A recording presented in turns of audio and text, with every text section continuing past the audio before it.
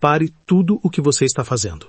Larga o celular, fecha a outra aba e olha dentro do meu olho. Você acha que entende de futebol? Você acha que a história do esporte começou quando o Messi levantou a taça no Catar ou quando o Cristiano Ronaldo começou a empilhar gols na Arábia? Se você pensa assim, você está vivendo uma mentira perigosa.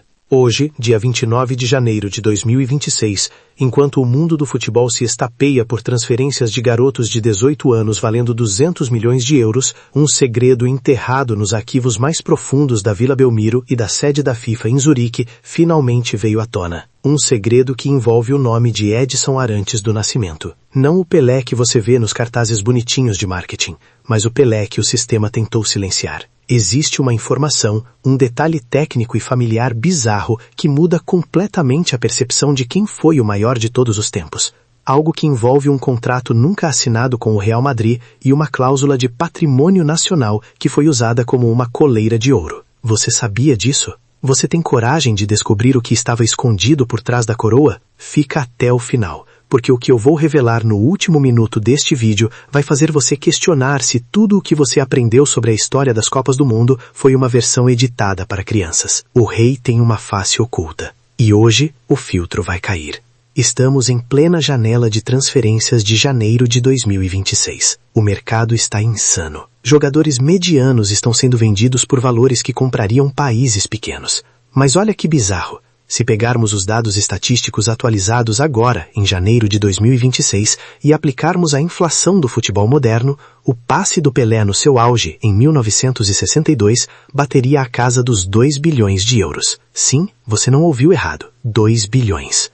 Hoje, as notícias de bastidores confirmam que a gestão da herança do rei e o uso de sua imagem em inteligência artificial para o próximo videogame da FIFA estão gerando uma batalha jurídica sem precedentes entre os herdeiros e as grandes corporações. Mas o fato atual que ninguém está te contando é sobre os novos documentos desclassificados pelo governo brasileiro neste mês.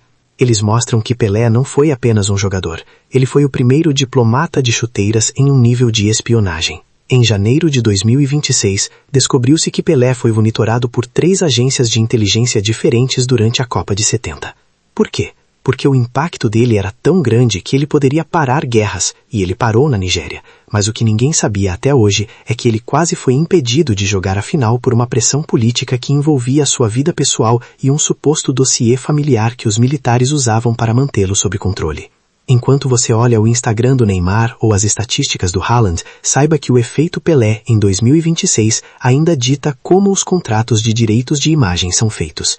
Ele inventou o marketing esportivo quando o mundo ainda era em preto e branco, e as cifras que ele movimentaria hoje fariam o fundo bilionário da Arábia Saudita parecer dinheiro de troco. Vamos entrar na mente do monstro. Esquece a tática de videogame. Vamos falar de análise de profundidade. Se você colocar o Pelé de 1970 no campo hoje, contra esse City do Guardiola ou o Real Madrid de 2026, ele destruiria. E eu te provo o porquê com dados técnicos. Pelé tinha uma impulsão de quase 1 metro de altura, uma velocidade de 100 metros rasos digna de finalista olímpico, e o mais bizarro, uma visão periférica que a ciência moderna, em estudos feitos em 2024 e 2025, comprovou ser acima da média humana. Ele enxergava o campo em 3 dimensões, quando os outros viam apenas grama. Os técnicos atuais tentam engessar o jogo com o posicionalismo, mas Pelé era o caos organizado. Ele era o 9, o 10, o 8 e, se precisasse, o 1, já que foi goleiro várias vezes e nunca tomou um gol. A análise profunda aqui é emocional. Pelé jogava com um ódio silencioso contra o racismo e contra aqueles que duvidavam dele após a lesão de 66.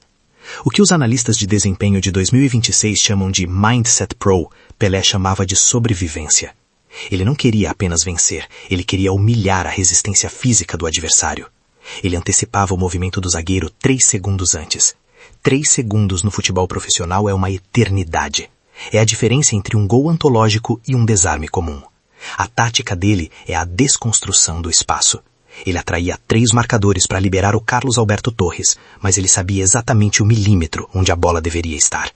Isso não é treino, é genialidade pura, misturada com uma obsessão doentia pela perfeição que ele herdou do seu pai, Dondinho.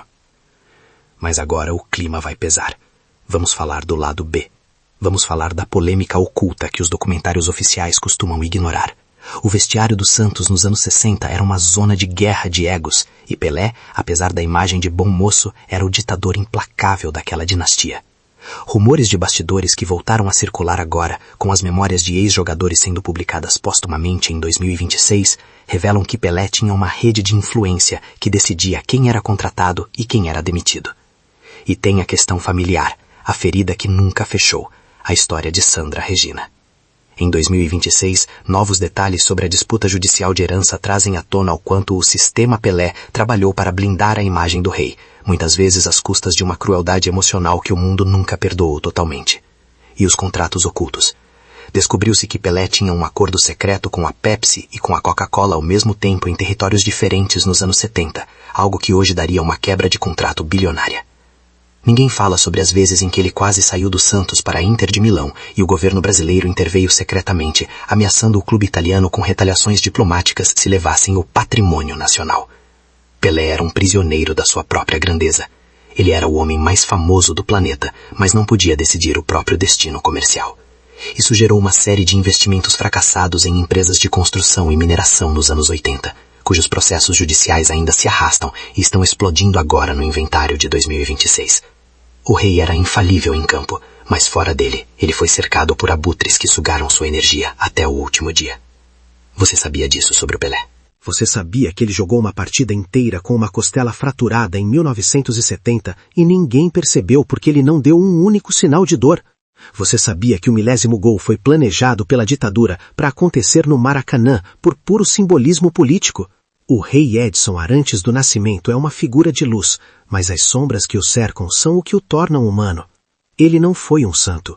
Ele foi um homem que carregou o peso de um país inteiro nas costas quando o Brasil ainda era o complexo de vira-lata. Pelé matou o vira-lata e colocou uma coroa no lugar. Mas a pergunta que eu te faço agora é agressiva, e eu quero que você responda com sinceridade nos comentários. Se Pelé jogasse hoje com a proteção da arbitragem moderna, ele faria 2.000 gols ou seria expulso em todo jogo por não aceitar a marcação pesada dos brucutus modernos? Você respeita a coroa ou você é daqueles que acha que o futebol só ficou bom agora? Se você não comentar, eu vou entender que você não sabe nada de futebol. Inscreva-se agora no Futebol Sem Filtro atual, porque amanhã eu vou trazer o que ninguém tem coragem de falar sobre a nova fraude do mercado de transferências de 2026. O rei está morto, mas a coroa ainda queima as mãos de quem tenta usá-la. Você sabia disso sobre o Pelé?